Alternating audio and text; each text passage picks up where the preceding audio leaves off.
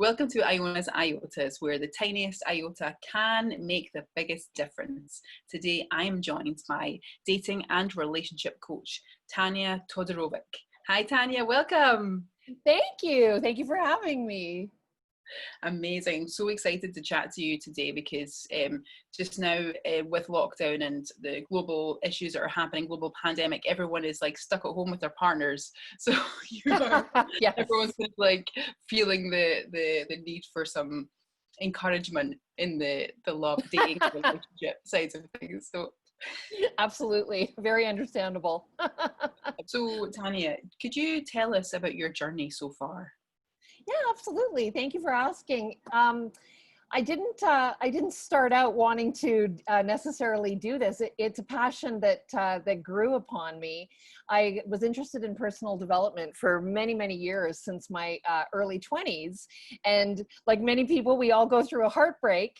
And as a person who always loved reading like self-development books, I absolutely, when I had a big heartbreak, was like, well, how do I solve this? How do I repair this and figure it all out? So I started reading about the differences between men and women and what makes us all tick. And I found a real passion from being angry at my boyfriend at the time years ago to actually really coming to understand men and women and the differences and finding the beauty in our differences and how that dance works. And it's just been a passion for me ever since. It was never intended to become a profession, but because I've always loved coaching and I just love it's just always transformed. People always come to me with questions, and I adore talking about the subject. So it's just flowed that way, if that makes sense. Yeah, absolutely. That sounds Yeah. brilliant. So how about your projects and your passions then? Well, What do you get up to? yeah, definitely my projects and passion is in the arena of both. I do a lot of spiritual coaching on the side of specifically, how to date and relate. And law of attraction is a huge passion of mine. And just helping in my community with the acceptance of all people, that we are all one. So to do with my spiritual journey, to do with the law of attraction, everybody's familiar with it. The Secret movie made it, mainstream. And through all of my passions over the years, like to do with spirituality and humankind, it's been really about being able to accept everybody exactly the way they are. I live in a very diverse neighborhood, and my passion is also just not just a dance between men and women, but in all people. And I live in a neighborhood. I live in the gay village, and I'm so proud to be in the area where there's like the rainbow flag is in all like the buildings around us and on the street corners. And it's just, I'm very big person about community. So anytime I can participate in all the community events that we have to do with diversity, that's also like a really big passion for me. That when it feels inclusive, when it's all about we're all loving each other. Like my theme is love, and like just having it that we're all one. So anything that I can ever participate in community-wise that fosters that, I always jump on board to be part of it. Oh, that's lovely. That's so amazing. And Thank you. you're in Toronto in Canada, aren't you? So I am, yeah. yeah. I've never been to Toronto, but I've heard that it's pretty similar to Glasgow here in Scotland, with like so diverse, and we're very proud of our like gay rights and stuff here, and our women's rights and things here. And recently we passed a law in Scotland, or we passed I'm not sure what you would call it, a legislation, I guess, for LGBTQ to be taught in schools. So that's really Oh. exciting. That is So so beautiful to hear. Like just knowing that that's going to become part of the curriculum in different parts of the world, where it just becomes the norm for yeah. our kids and our next generations. It's beautiful. It's overdue, and it's a thrill. It's like, I love hearing that. It's just a Yay. delight.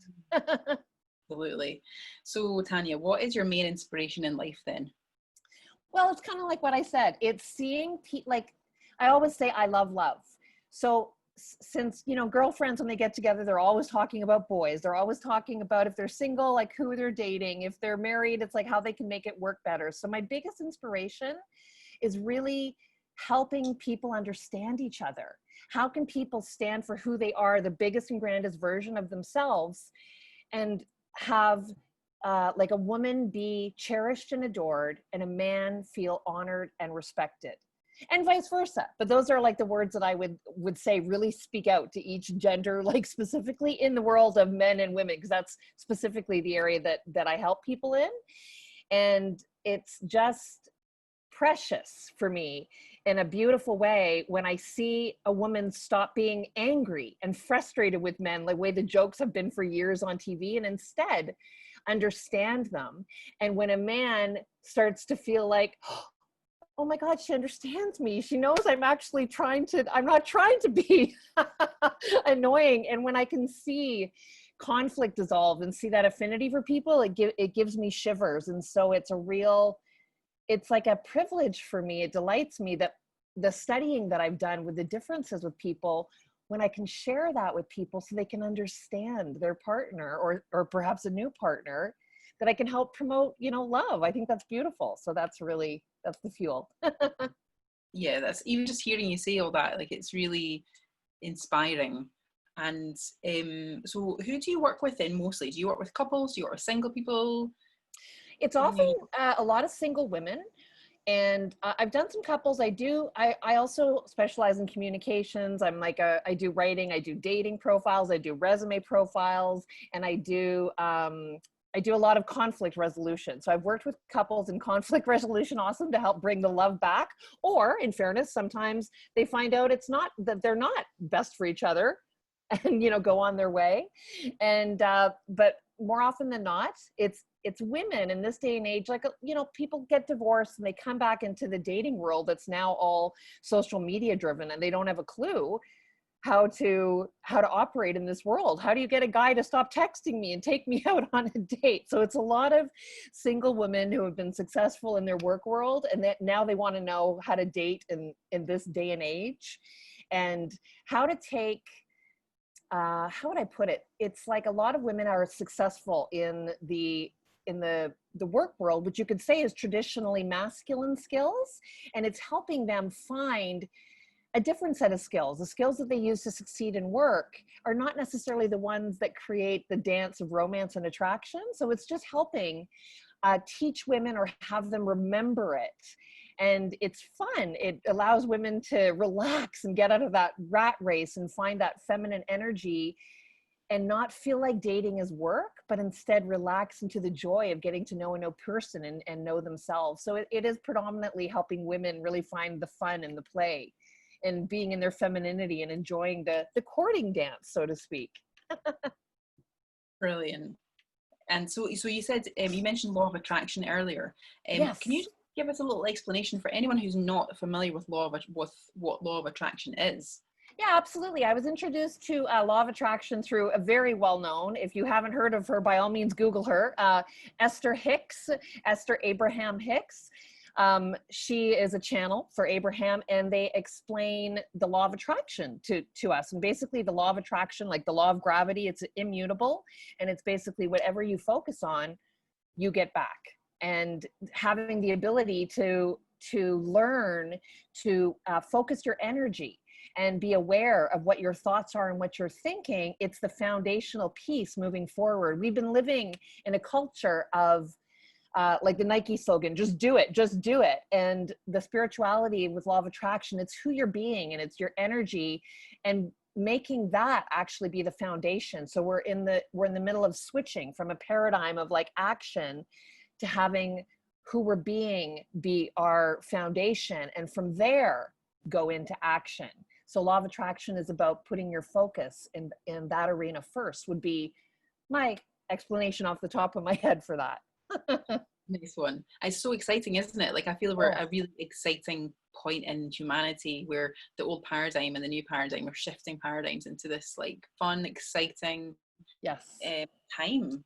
Like, it's the thing I'm the most excited to see in the world, is that shift, apart from the acceptance in the world with, all the cultures and race and the challenges that we're having in the world, but it's bringing that love and that acceptance and the energy shift. Those are the two things that I'm loving. Yeah, me too. So how do you find then the crossovers between like relationship and dating coaching and law of attraction stuff? Like, how do you cross over? Yeah, well, the first thing that I do when I'm interviewing a person, I check with them, what do what do their friends and family say is the reason? Like, it's often single women. Why aren't you yet in the relationship of your dreams? We'll say you're, Italian Nona. Why aren't you married yet? And I'll ask them, what would your closest friends and family say? And I get some information about who they are and what their community thinks. But more interestingly, it's when I ask them, what do you think? And so that helps me see what is their inner thinking that they may not even be conscious of, could be their blocks. And what I do with the law of attraction work and the work that I've done is help people clear emotional blocks and beliefs that are in their way.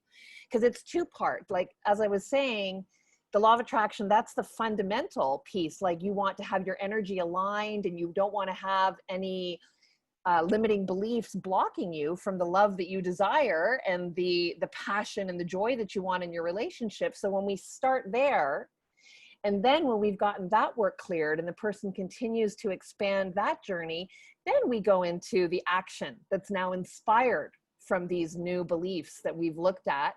And then I can teach you the strategies that are really, really effective from the differences with men and women and what works with the tools today with, the internet and the texting and back to, and to also make it old-fashioned romance. So it's starting with the clearing the energy first. So you have a nice clean slate, and then creating from there whatever you want to create. So I help you uncover the blocks that are often in our blind spots. So I just really like the realization that people have when they have that, when they realize or remember what that belief was or what that belief is that's limiting them from doing whatever they need to do. Like, it's a total eureka moment, and they're like, oh, I never thought about it like that before, or I never thought of that before. It's the most heartwarming feeling to see a person kind of have the light turn on and go, oh my gosh, I didn't even realize it. It's often the most simplest thing that was hidden from their view. And to have a person really see that something that was in their way no longer has to be, and you can see their energy, like, because I often will speak to a client like this one-on-one, and you can just see them lighten up, and you can see they're so excited about having this newfound way of being in the world, especially if they didn't even know it was there. It's so heartwarming. It's so exciting to see that everything is possible for them now in a different way that they didn't see before. And just after a simple conversation to shift a paradigm, it's beautiful. Yeah, I love it. Yay, so good. Yes. It's exactly what I do usually. I'm like, yay! Yes, awesome. Exactly. Dancing, laughing around the room, honestly. So what are your thoughts then currently on dating and romance in lockdown? Because in Scotland we're on week 15 of lockdown, and I think it's being extended for another couple, maybe 2 or 3 weeks. We're not sure. It keeps getting pushed forward and pushed forward. So yeah, dating and romance in lockdown. What are your thoughts? Well, there's pluses and minuses. There's something really wonderful available through all of us doing our connecting right now through social, like through video chatting. It's a fantastic way to get to know somebody. So you could think of it from a man's point of view, where they appreciate the efficiency. They get to see the person beforehand. They would probably talk about it like, oh, I didn't have to waste my time meeting the person in person if I didn't feel an attraction, because you can still get a sense of the person. And obviously the same for a woman as well. You can relate to somebody's body language and see how they be, not just hear their voice. So that's definitely a plus. But you have to balance it right now. You want to be savvy with not creating a false sense of connection until you've actually met somebody in person. So it is an opportunity to connect without having to, go out on a date. But you want to be careful that you can't really create connection until it's time to meet somebody in person. And so it's a really cool opportunity to get to date different people and get to see different people and feel the connection in a way that you haven't before. And because people are going into themselves right now, people are realizing what they really, really want. It's like forced introspection. You can't help it. And it causes people to do that inner work that they wouldn't have necessarily otherwise done. and you get really clear about who you are, what you want. And it's happening for the men too. The men are realizing, oh my gosh, these fabulous these women that I would have in my workplace or family, or that I would go meet out in my everyday activities, they're realizing how much they miss us and how fabulous we are. My girlfriend and I were actually just talking about when we're out walking down the street just to go get our errands, you know, we've noticed that it kind of felt like what I would, for myself as a person living in Canada, like when I go to Europe and the men would be not catcalling, but you could feel the appreciation of the men even more. I'm experiencing like the smiling of the guys and the attention on us. So I can feel this appreciation for women in the absence of us being there. And I think that's something that's really, really beautiful, because a dynamic that really works with the dance between men and women is when women remember how beautiful they are just for the fact of being a woman, and not trying to like win a man's heart. It's like you win a man's heart by simply being a woman. And for a man to get how much he's missing just the beautiful feminine energy of women, I'm excited for what's available to us when we're able to interact again. I think there's going to be a newfound appreciation for people. I'm referring obviously specifically to the dating world, but we're all feeling how much we love our families and our friends. Everyone's so excited to hug again, you know, that sort of thing. So I think there's going to be a newfound appreciation and tenderness and love that I'm excited for the dance between men and women, if that communicates. Yeah, absolutely. For post lockdown dating world. Yeah. There's something beautiful, I think, is that new appreciation. People aren't going to be taking it for granted as much as they were when people would describe internet dating like a catalog and people were feeling disposable. These, you know, the silver lining of the lockdown has been that, hey, we really value each other. So it's going to bring that back that's my take. Absolutely. So would you say, Tanya, that absence makes the heart grow fonder? Would you say that's true, that statement? 100%. 100%. You can't miss what you have around all of the time, right? Yeah, absolutely. And this is what's so beautiful about this time, is that all my single friends are they're falling in love with themselves. And I believe that we can't love another person until we truly love ourselves, you know, until we give ourselves what we need first. Yeah. It's a time to date yourself. It's wonderful. It's like, what do you like to date? You know, who are you? If you can't, that's one of the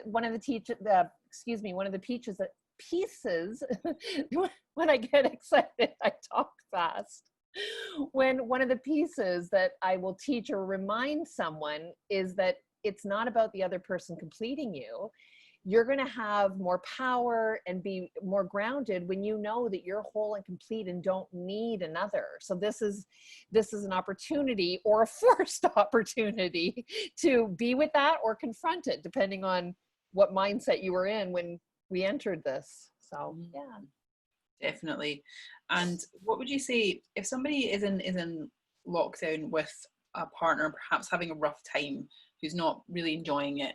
What piece of advice would you have for them? Well, I'd want them to go in and take some time on their own and, you know, do some journaling. Like, what is it that's missing? If you could have it go any different, what would it be that's different? And as you're writing out what it is that they feel that they're missing, it's like, what are they wanting from that person? And then you want to look and see, just to follow up on what I just said, how can you cause that for yourself rather than wanting it from your partner? It will expose to you, like, what is it that I want it to look like that I'm not having right now? And how can I cause that if it's not coming from them? That would be my, like, number one. It's like, how can you cause it for yourself so you don't need it from another? Yeah. Amazing. Yeah, that's so true. Like, we often don't search for what we lack in ourselves, we'll find, or we'll look for in others, if that makes sense, you know. So, but then at the same time, like, we live in a universe of abundance, don't we? So it's all about. We do. We 100% do. So it depends on what your girlfriend's like biggest complaints are. Do you remember, like, what is like something that because it depends on if you're looking for like what's a communication skill to help you during this time, or is it inner work? It's usually a bit of both. And like I said before, to me, as soon as you've got the inner work handled, it often will disappear the concern, but not always. Sometimes you then need to learn. You might find out that you're a person that needs to step up their boundaries, or you need to learn to not have anger. It depends on what the dynamic is that has come up for each person in their situation. The B word there, boundaries. Like that's, I love that word. Like that's, I've experienced a lot of boundary stuff at this moment in time, because we can't just throw everything down and go running to help people, you know, and because we're spending a lot of time on our own, we're able to set some new boundaries, I guess, you know, and appreciate the time on our own and say, actually, do you know what, like, I don't know if it's just because of all the crazy changing energies in the world, but I'm noticing a lot of people are like, hold on a minute, like I want to appreciate myself a little bit more right now, so I'm not just gonna pick up the phone whenever whenever you call or whatever. You know, it's really interesting that everyone's kind of like setting new boundaries, setting new paradigm boundaries. I'm loving it. What's your thoughts on that? No, it's very good, because it's been a perfect example, because before the lockdown happened, this would be one of the things that I would teach clients, was setting those boundaries, like for a woman not to be so quick to pick up the phone and to immediately always respond to a guy, because women love connecting and love relationships. So it's a very big go-to when they get a text or a phone call to immediately be there for a guy or family or friends, but in this context for the guys. So it's been wonderful to have this, because then it forces people to see how they'll do that automaticity and how they're wanting to be fulfilled from the other person. Whereas now they have this opportunity to be like, everyone knows you're at home and you're not out, but it doesn't have to mean you're always available. You can have your boundary of self-care that, well, this evening I want time to me. And it doesn't have any reflection to do with the other person. So you're learning your own personal boundaries. You can't go running to give everybody what they want, and in turn you have to take care of yourself. So I think it's gorgeous that it's like it's forced upon us, if you will. It's like forced learning. I think it's great. Forced learning of a wonderful lesson. Yes, and it's amazing, isn't it? Because everybody, like globally, the world over, we're all in the same boat. So it's not as if it's just, you know, a couple of countries here and there. Like everyone is taking the break, taking the step back from like the usual pace that we were living at. And the pace we were living at was, like, now I think about it, like freaking mental, you know. Like mental is a very good way to say it. And it causes people to re-examine their values. Who am I? Who am I as a person? What do I cherish? What do I want to do with my downtime? Because we have way more downtime than we want. And what am I when I would distract myself with external activities that I can't do anymore? Like, what was I avoiding? And what do I want to create? And what do I want to cause now?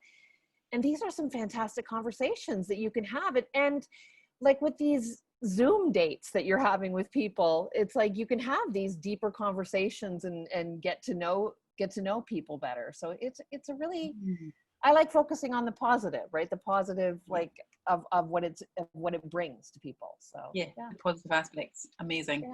So, and then also we've got all the parents and the husbands and wives who are getting to know each other a little bit more. Like that's really exciting. That whole concept of people getting married and then going to have the honeymoon and then going back to work and stuff, and not really spending the time to really get to know one another. It's just the kind of like they're thrown into or they date, they get married, and then they have kids, and that's it. And something that's really beautiful that I'm noticing just now is how many families are spending so much time together, and parents are getting to know the kids, and you know, the partners are getting to know each other, and it's so good. Yeah, it's beautiful when you have to have a meal with somebody and you just start to cherish just those little things.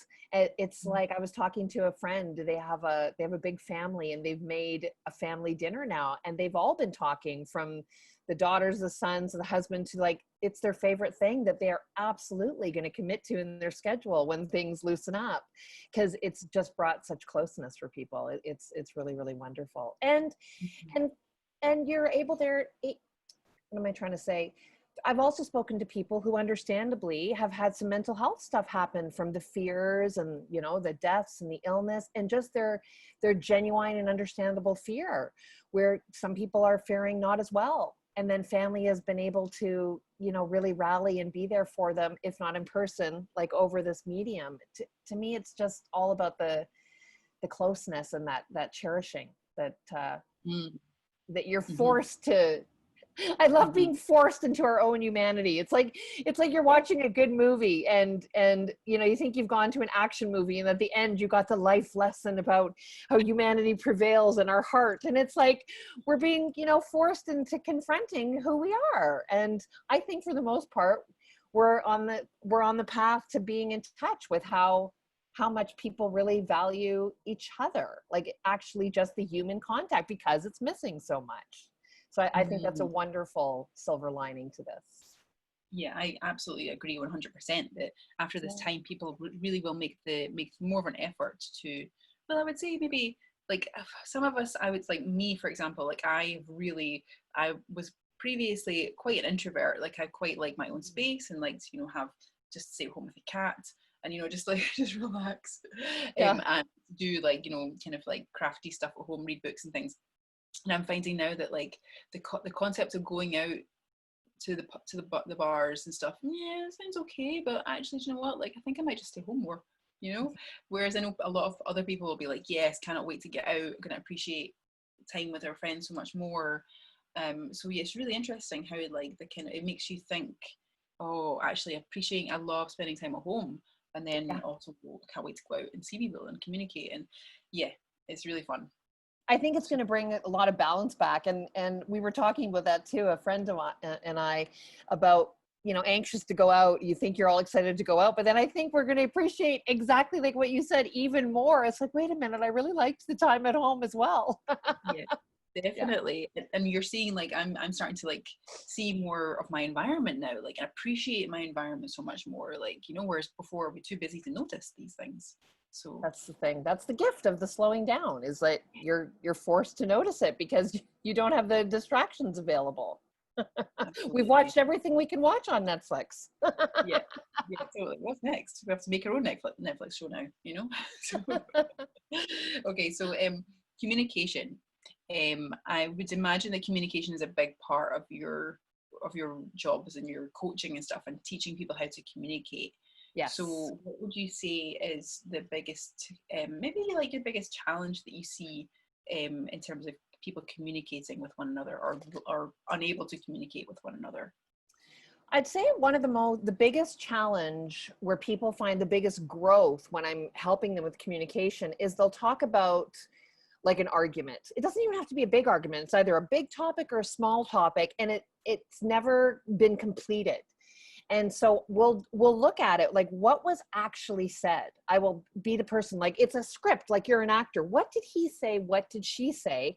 And what I find as we go through what was said is there's always a point, again, I predominantly deal with the women, where they didn't follow through. They didn't follow through, and they didn't be a stand on whatever it was that was upsetting them. And this is where we enter the conversation of the boundary. They're usually scared of something, that if I stand my ground, they think like the whole relationship will be over, rather than helping them see that actually a man is going to respect you for standing your ground. You have the right to disagree with the other person, and it doesn't mean your whole relationship is gone. And women can be very, very fearful, and they try and pretzel themselves and turn themselves into what they think the guy wants. And that actually is the opposite of bringing them closer. When we look at, well, where did you drop the ball in communication? Where did you stop and kind of step back from what's important to you because you thought that was the way to make it all go better? And instead it just brushes it under the rug, and it comes up again and again. And then they get to see and look at what is the thing that they're fearful of. And we often find that the fear is not realistic. So it gives them a newfound freedom to be self-expressed and just be able to say to them, I'm worried to tell you my truth because I think it means the whole relationship is going to be over. And it opens up a whole new level of communication. And that is a real common one like with women, that's what they're the most worried about. And when I've counseled couples, it's him feeling frustrated at being misunderstood when he just says, well, I just want to make you happy. And it's like, I just want to give you what you want. And she thinks he's not putting in effort or he's not trying. And why can't he just come up with something? And when I help her understand that his happiness is her being happy. So whatever the details of her being happy, it's her job to let him know what that is. And he actually just wants to fulfill on that. So it's helping clear up those kind of misunderstandings really are probably the two most common ones that make a big shift in helping them move forward with what they want. Does that communicate? Was that clear?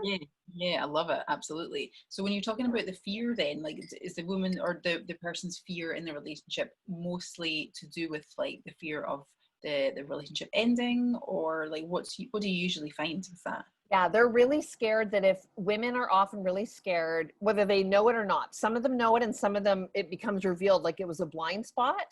And in the conversation where we're unpacking, like, what is it that you're scared of? It's often that, well, if I stand up to who I am, because maybe this way of being that is now important to me has come over time in their relationship. I wasn't that person when I first entered, and now this really, really matters to me.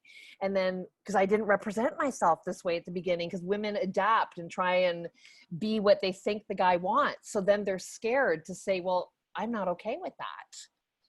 And so they are scared that the relationship is going to end. And one of the things that I explain, it's like, we all have personal missions, but really the only thing that often breaks up a relationship is if you find that your values are different. If you can't get behind a man's mission and he can't get behind yours, it's like a loss of respect or the direction you both want to go into in life. So that's the area where I really encourage people to really stand and be themselves. It will either cause closeness or it will cause a parting of the ways. And then that's when the courage comes in, because why would you want to stay with somebody if your values that you've now learned for yourself are different?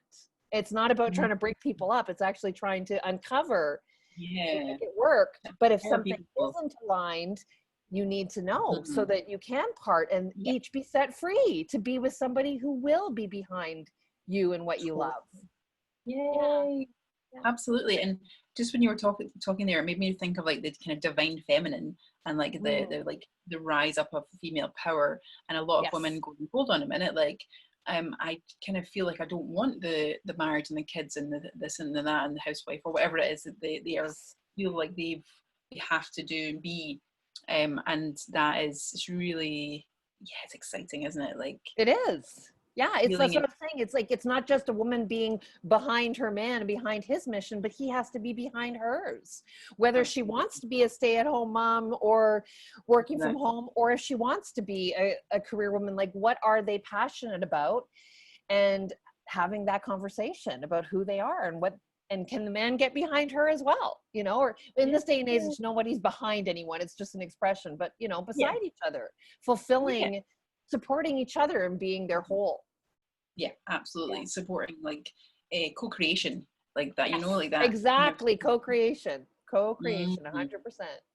Totally. Love it. Amazing. Okay. So what are your thoughts, Tanya, on where society is headed?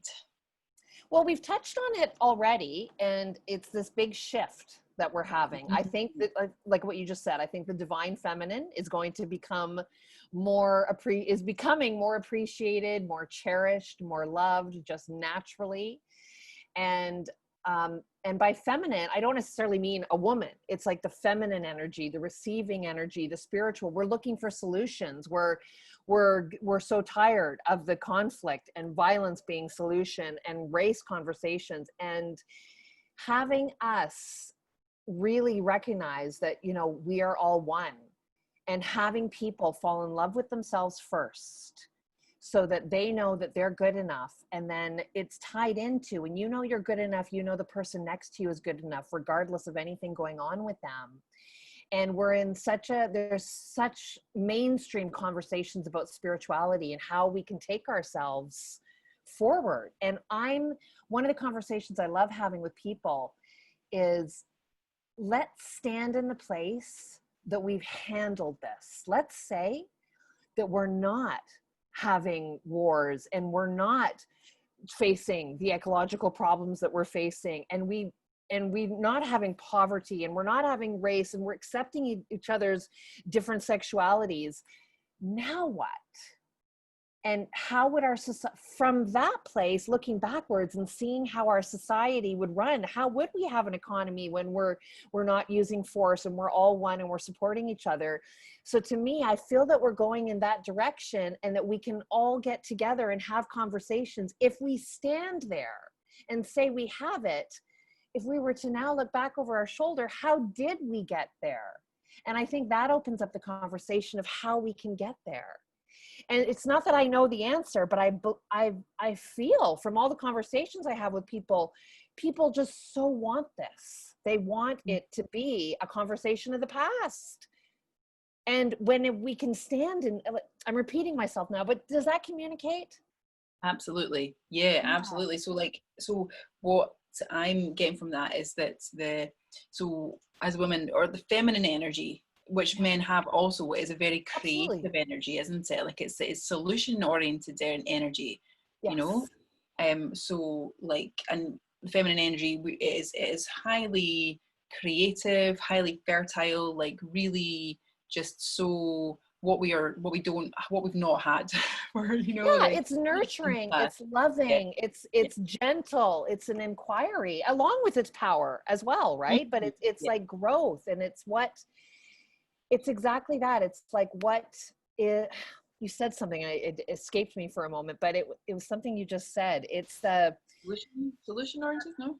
yeah, it was about it's like we're in this inquiry of how can we cause it to be Yeah. different, you know? Yeah. And I'm just so excited that we're really looking for those solutions. You know, that's my experience. It's not just, and it's not just being like a topic on a paper. It's like people want to meet together, town halls, politics. How can we make it different now in a tangible way? And I think that's absolutely fantastic. It's like, what can we do if we're being that way? Yeah, totally. And it's not like what was I trying to say? I don't think it's about knowing the answer right now. I think it's about the question. Like I think that's what I was trying to say. It's an energy of inquiry. And inside of that, we're in a conversation. Spirituality is mainstream, and we're talking about our energy. Who are we being in the world? And so with that, that's the direction I see it going in, is that everybody is looking to see, who am I being? And by asking ourselves that, and knowing that we're all connected energetically, not just the material that we can see and touch, I think that's automatically causes that humanity, that love. It's going to make that difference. Like I feel that conversation about our energetic and our vibration first is going to start being the shift, because we're not interested in force anymore. That's old news. You know, it doesn't mean no action, but not force. No, not taking one person taking over another person, if Correct. that makes sense. You know, like, or dominating, you know, it's co-creation, collaboration, and working together. It's like a partnership, isn't it? Everyone is one. It's the dance. What are our strengths? What are our weaknesses? And what can we do if we had all the resources that we're all using them for each other, and we're not fighting over territories and resources? And it's like, looking back, let's say the planet is there. How did we get there? And from asking that question, we're going to be like, well, how would we run our economy? What would it be? What would it look like? And I think those are the conversations, you know, that young people are starting to have and explore. And I think I'm excited to see where that goes. Yeah, me too. It's exciting. I know for a fact that we both incarnated at this exact time to watch the show. Absolutely. Well, and to be part of helping the conversation move forward, you know? Yeah, absolutely. Of course. Yeah, it's very exciting. It's so exciting. And yeah, I'm just really like, yeah, part of me is like, I want to do everything. Then I'm also like, just calm down. I want to just calm down, just go with the flow. You know, like it's really. What is it that you want to do? I'm so curious. Like, what's your? I know you're asking me my thoughts, but I'm like, what about you? What are you dying to? You know? Just to like, I really enjoy having these kind of conversations. Like, I love talking about energy and togetherness and collaboration and cooperation and creativity, all the good C words. And yeah, just having fun, like really like embracing having fun and letting go of the worry and the stress and the effort and the yuck, the yucky, heavy yuck that we've been living in, the mud. I feel like we've been kind of like swimming in mud for a couple of decades there. And now we're like, oh, the water that come in, the water's fine, you know? Yeah, and that's what I'm meaning by standing in that place of, it's all there. Everything you want is there. Like law of attraction discusses that. It's like anything you want is possible. It's available. There's terminology used in the law of attraction world, the vortex. It's like, it's all there and it's all available to you. So now how do we line up with it? So what, if you know that we're in a world that is at peace with each other, given that, how would you treat your neighbor?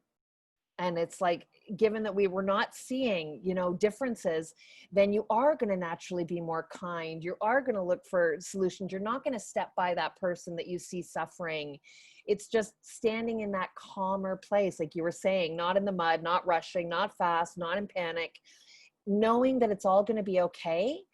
And getting in that calm space gives us access to solutions that you couldn't see before. That's how it is for me. That's what I feel. Yeah. Absolutely, agree 100% for sure. And something that you said there was really, it's really interesting. Like the fact that, so I manifested myself the most amazing relationship with a man who is from the other side of the world. He's from Alaska, and that to me that's my. So it's so relaxing. It's so effortless. It's just fun. And it's just a total partnership, and it's really, really, it's awesome. It's great. And I'm always saying, right, okay, well, I achieved this, so therefore I can achieve this, and I can do this and this and this and this. You know, I'm kind of using it. I know a few law of attraction coaches and people like that will say, if you're suffering one aspect of your life, look at where you're, look at where you're successful, look at where you're creating what it is exactly that you want. And I always, it's really, and then when I work with people, a lot of them have the opposite, like they're really, they love their work life. They're really successful in their work life. And then the relationship side of things is perhaps like where they feel they could be better. And I always say to them, well, you can have it in one aspect of your life. So why not in all aspects of your life? Like we've been told that we have to have one or the other. And it's like, no, why not just, have it's abundance, you can have whatever you wish. And this whole, you can have one or the other, croc isn't going to fly anymore, she's not going to.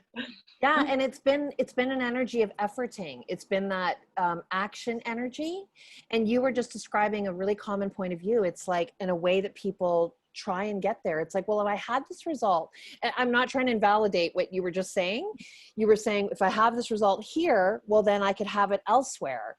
And that can give you inspiration.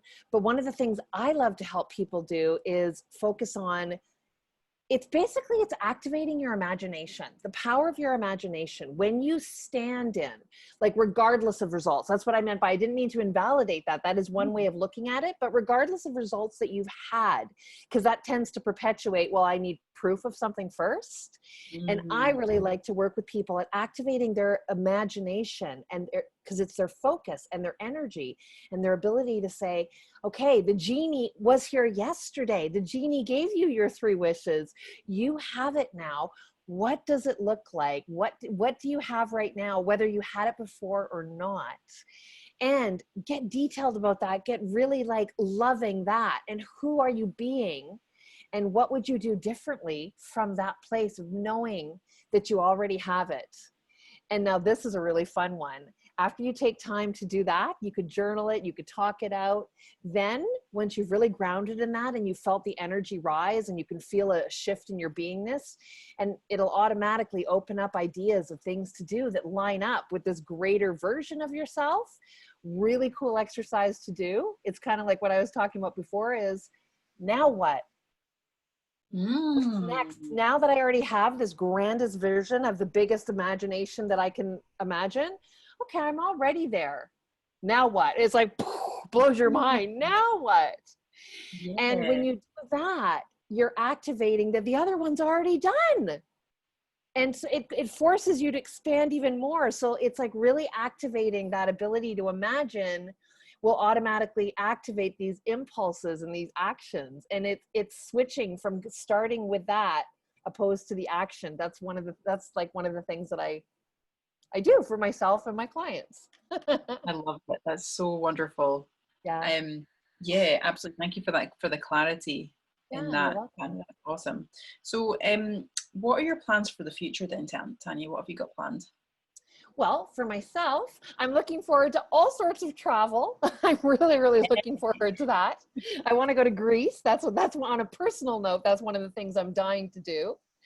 And on a professional note, I am going to be starting expanding my practice into the area of helping people clear their emotional blocks, regardless if they want dating or relationship coaching. Some people, that's not the arena that they're focusing on. Like you said, that could be an area, but they know that this is stopping them. And I so understand and know that it's the foundation of everything, that anything that I can do to help people have the blind spot removed and see whatever is getting in their way and help them. It's just, I like to jokingly say, that's my superpower. It's like I've had the privilege of studying all this stuff in my own life experiences, and it's something I'm really, really good at. And like we talked about earlier, that ability to see somebody lighten up from that.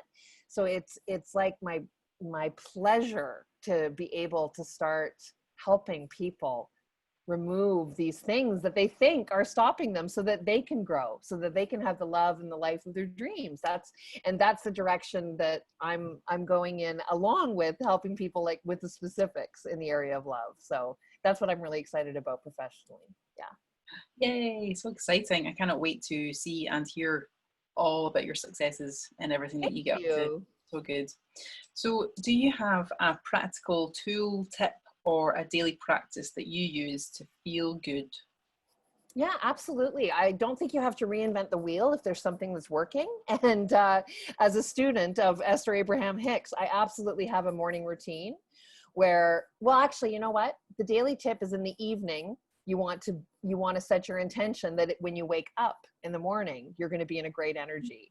And the first thing that I do when I wake up in the morning, as I'm laying there on the bed, is I before I even turn on my meditation, is I lay there for like at least a minute or two, just appreciating the generalities. I'm appreciating that I live in Canada. I'm appreciating that I'm safe. I'm appreciating the pillow. I'm appreciating the bed. And it just makes me focus on what feels good. And it automatically practices that muscle of focus on what I love.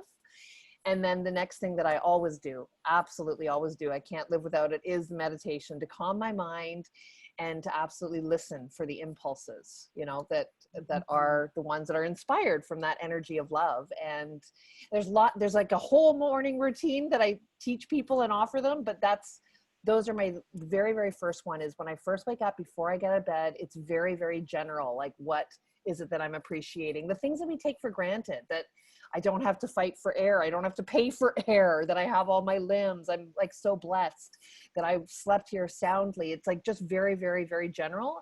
And it puts me in such a place of gratitude. It's like when you watch Oprah when she was still on, and you would see people with horrible life tragedies that they've overcome. It's like remembering those things that we forget about when we're upset, when our car had an accident, like if we got a dent in our car, and it's like, but I can see and I can walk. So it's doing an exercise of appreciation before I start meditation. That makes a huge, huge difference. And I recommend that to friends, family, clients, everyone. So yeah, it's not new, but it doesn't need to be new. It doesn't need to be unique. If it works, it works, It works. So it absolutely works. Yeah, it's spectacular. A long time writing down what I was appreciated with, just because it really helped me cement the energy. I would keep a little notebook next to the bed, wake up in the morning, and then write down, I do a little rampage, like Esther does a rampage. A rampage of appreciation. Yes. Yeah. Yeah, that's getting really like, excited about it and get really like, energetic about it. It's really good fun. So much fun. absolutely. I Yeah. also tend to play some Bruno Mars because he gets funky. If I want to get energetic, so I play some Bruno Mars and get down with him. That always gets me going. Amazing. It's so good. Having dance, putting the good tunes and having a wee The dance. what? But Sorry, I didn't hear the you. good, the good tunes, as we would say here in Scotland. A tune. Play a tune, Oh, a tune, a Yeah, tune. yeah. We spell it Sorry. CHOON. Tune. Oh, that's so cool. I love Yeah, that. little Scotland fact there for you. So, what do you use? See, when you're meditating, do you use music? Do you just do silence? What's your preferred? When I first learned to meditate, like, gosh, now 6-7 years ago, I was using Headspace app. A lot of people, I recommend that to people who've never meditated before, and it's a lot of just learning to. They use an analogy of like in a stream that might have a little garbage going by. It's like, don't worry about that, and learning to quiet your mind. And then I used for years Esther Hicks's guided meditation CDs. I loved that. And recently I've been using Solvana in the Mind Valley community. And I've been really enjoying, they have a whole assortment of different people that do meditations, and whatever one I'm kind of inspired to do in the moment is the one I do. But, and one of my favorites that I've been doing recently is I've created my own. I just take my phone and a voice recording, and sometimes I'll play some music in the background and sometimes I won't. And I've done a general one that's applicable to me, myself. And I'll say, what are you appreciating for? And I tell myself, and I refer to the things I see out the window. So it's either silence and guided by somebody else or my very own. And it's like I have a library of whichever ones I feel good. So it's a combination of quiet or specific, like revving me up. And I go with how I feel. Sometimes I wake up in that zen, in that flow, and then I want like that rampage that's fun and dancing. And other times I could, I'm human. I don't always wake up on the great side of the bed. I could still have something going on troubling me. And then that's when I'll want to do the mind quieting before I ramp up to the higher energy. Yeah. Amazing. So powerful, especially listening to your own voice, like the way that your body responds to your own voice is so special. So when we're listening to our own voice tell us things and say things to us, like guided meditations, it's just so good. It's like the best. And I hear myself. Because when I record it, I make sure that I'm in that really happy place, that really zoned out place, and it brings my own energy up because it's me. Yeah. And I know that it's me, and I'm saying the things that mean something to me. So that's really, really cool. You can you feel your own authenticity and your genuine excitement. So that'll totally. That's exactly it. Yeah. That's exactly Love it. Yeah. So good. Thank you for that. That's fantastic advice. Okay. So where can we find you, Tanya? Where can we find you? Well, right now you can still reach me at my, you can always email me at, excuse me, there's a lot of L's in my email address. It's loveandlifeofyourdreams at gmail.com. So cute. Love and life of your dreams. Yes. Amazing. Brilliant. And do you have any social media people can find you on? Right now I'm right in the middle of redoing it all because of the new expansion, but I can always let you know, and you can put it up in up on your channel when I've got it up and running again. Yeah, absolutely. Yeah. Fantastic. Okay, amazing. So if anyone has any questions, or if they want to book a session with you, then they can email you then at that email address. Absolutely. Yeah, I'd be happy to hear from ananybody who feels drawn to connect with me. Delighted to talk to anyone. Yeah. Fantastic. Well, that's been an hour, Tanya. Can you believe it? It's crazy. It's hard to believe. It's so fun talking to you. Thank you. This is delicious. Welcome. Do you have any last words or thoughts before we close? Well, I'm going to, what immediately came to mind was, again, not reinventing the wheel. What Ellen always says, especially right now, it's just be kind. We are all one. So be kind to everybody the way you need to be kind to yourself right now. To me, that's the number one thing. Just be kind to ourselves and to each other. It's all going to work out. Absolutely. Perfect. Thank you so much, Tanya. Thank you for taking time out to chat with me. It's been so lovely. It's been so wonderful hearing your story a little bit more and getting to know you a bit more. So yeah. Well, thank you for inviting me. It was my pleasure. Yay. Fantastic. So if you want to find out more about Tanya, then click the link beneath this video. And of course, please like, share and subscribe to my channel for more inspiring, inspirational videos. We'll see you very soon. Take care. Bye.